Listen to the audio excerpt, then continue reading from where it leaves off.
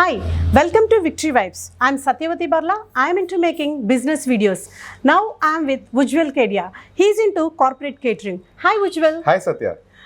Can you elaborate what is corporate catering? So corporate catering basically, Satya, is where we cook food at our premises and then we deliver at the doorstep of the institution or any individual or any event where the event is. We deliver it from our kitchen directly to the vendor, to the customer.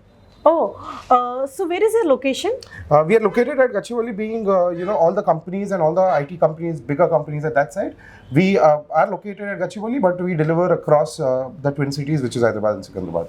Okay, you do only corporate catering. We do corporate catering, we do events, we do catering for events or small gatherings. Where the crowd is more, we obviously have to do live catering also, which we usually do. What is your USB? So we always share this, with a lot of pride that me myself being a chef, I take direct control of the kitchen, where my staff is 20 plus years experienced of each, and you get all the cuisines under one roof, which is Indian, Chinese, continental, Oriental, under one roof, served in bulk. It is not just one or two portions we make for bulk people also, and then deliver all the cuisines.